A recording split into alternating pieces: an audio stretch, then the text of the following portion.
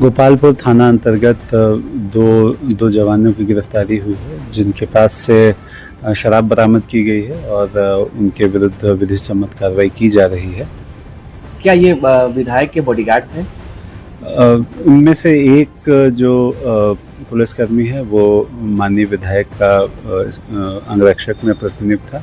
जांच के दौरान यह पता चला है कि रात्रि में लगभग 11 साढ़े 11 बजे अपने कार्य को समाप्त करने के पश्चात वो बिना किसी को बताए अपनी एक निजी गाड़ी को लेकर के कुछ गलत काम करने के लिए निकला था। उसी में पुलिस द्वारा उसको गिरफ्तार किया गया। लीजिए, मिल गया सबूत। कहते थे ना कि सिस्टम में बैठे लोग ही शराब बेचते और बिचवाते हैं। मिल गया ना सबूत। जेडीयू के लोग, नीतीश कुमार के पार्टी के लोग आखिर शराबबंदी के सवाल पे क्यों भड़कते थे? सबूत देखिए। ये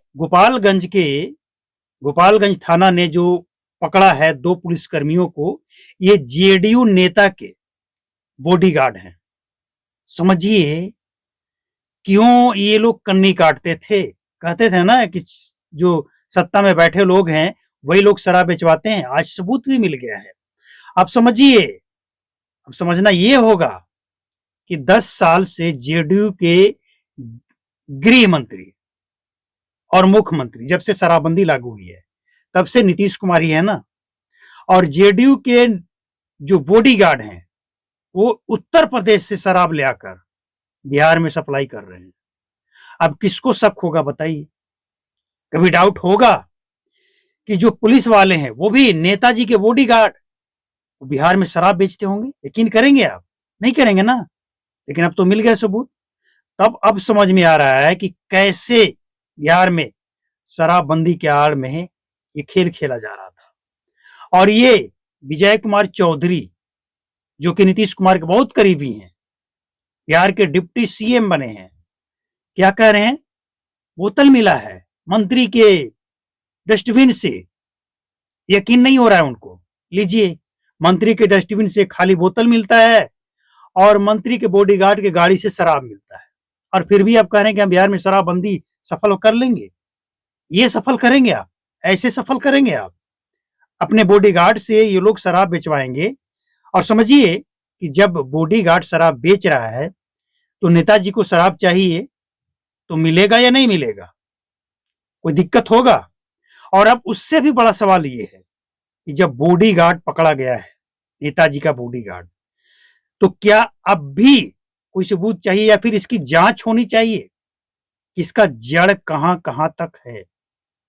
कहते थे ना, बड़ा बड़ा खेप जो पकड़ा जा रहा है करोड़ों का, एक खेप पकड़ा गया उसके पीछे 7-8 खेप और अंदर घुस गया।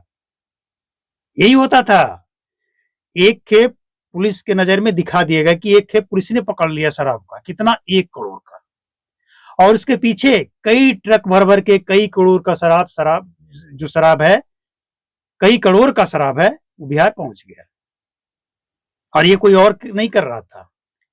ये जांच का विषय है। हम ये नहीं कह रहे हैं कि हमने जो कहा है सब सही है। एक जांच का विषय है, इसकी जांच होनी चाहिए। क्या ये बॉडीगार्ड का ही काम था? वाकई जो पकड़ा गया है सही है? और क्या ये खेल पुराना है? और क्या ऑथेंटिक सिंडिकेट यही लोग हैं या कोई और है? आपने देखा होगा बिहार में जब भी कोई बड़ा खेप पकड़ा जाता था ना शराब का, शराब तस्कर का आता पता नहीं लगता था। शराब तस्कर कौन है? जांच हो रहा है, जांच में कोई रिपोर्ट भी पता नहीं लगता था। क्या रिपोर्ट आया?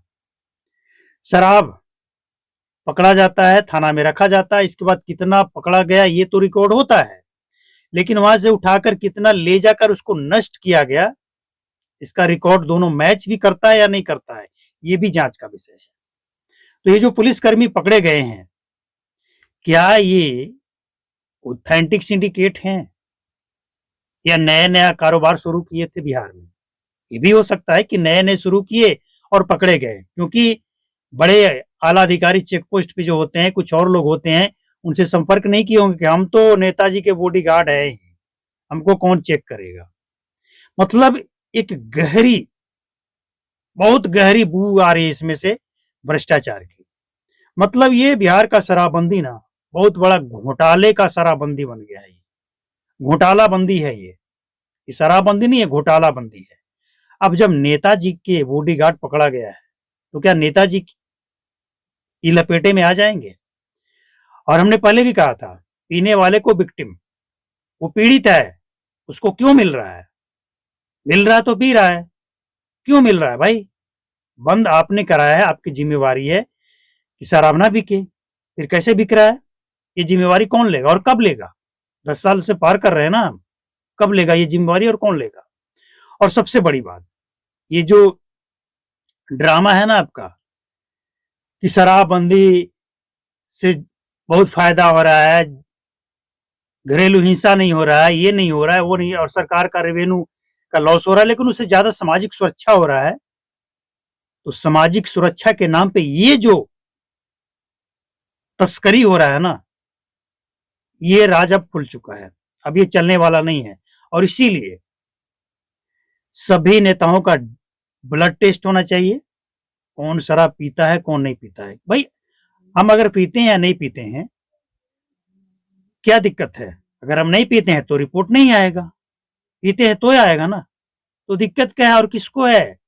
सत्ताधारी हो, विपक्ष हो, जितने भी जीते हुए सांसद, विधायक, जितने जनप्रतिनिधि हैं, पंचायत वार्ड लेवल से लेकर, और वार्ड लेवल की बात हम इसीलिए कर रहे हैं ना कि गांव में बहुत से ऐसे हैं जहां पे वार्ड का भी काम चल रहा है, धड़ल्ले से चल रहा है, क्योंकि उनको पता है कि हम सिस्टम में बैठे हैं, कुछ नहीं होगा, मैनेज हो रहा है सब।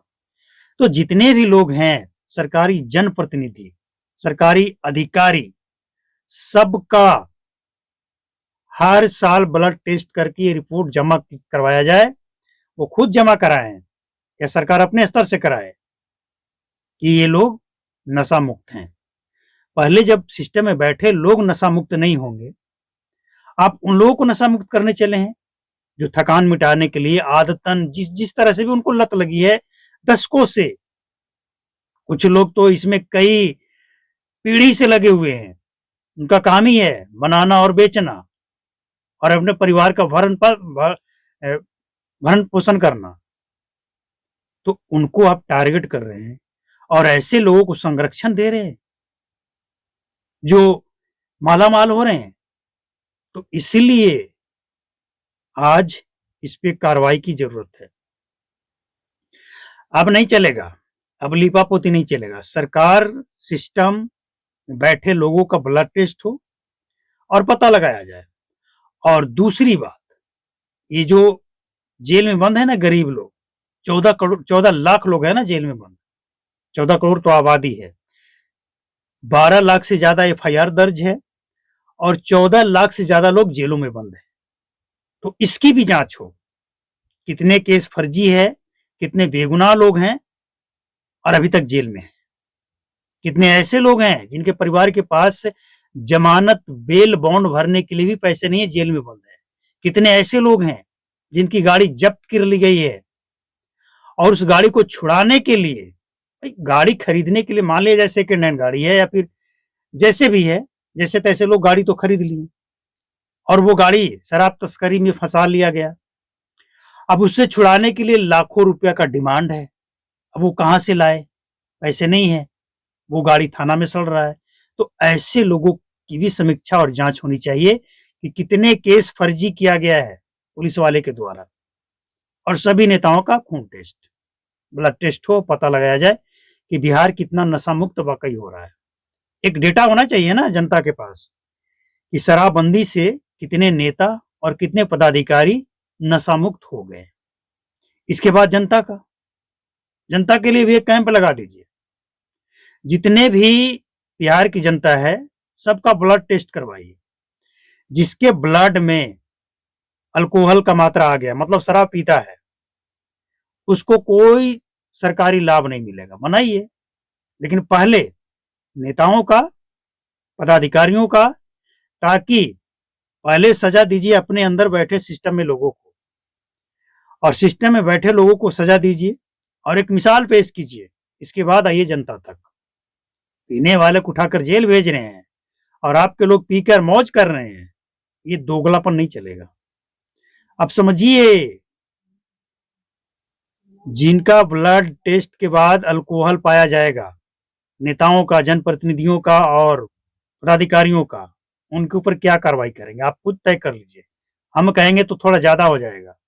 हम तो कहेंगे कि जो जनप्रतिनिधि के ब्लड टेस्ट में अल्कोहल आता है यानी शराब पीता है, उसको जनप्रतिनिधि से हटाइए और आने वाले टाइम में कभी वो चुनाव किसी भी तरह का नहीं लड़ेगा। और लड़ने से पहले उसको ये देना होगा कि अब वो शराब पीना छोड़ दिया, ब्लड टेस्ट ये रिपोर्ट रहा। और यही पदाधिकारियों के लिए होना चाहिए। भाई सबके लिए बराबर लागू कीजिए ना। खाने पीने के चीजों पे अगर आप पाबंदी लगा रहे हैं गरीबों के लिए, तो अमीरों को क्यों छोड़ रहे हैं? क्योंकि वो पैसे वाले हैं, उनका सब कुछ घर बैठे काम चल रहा है, और सड़क पे गरीबों को पकड़कर जेल भेजिएगा, ये नहीं चलेगा।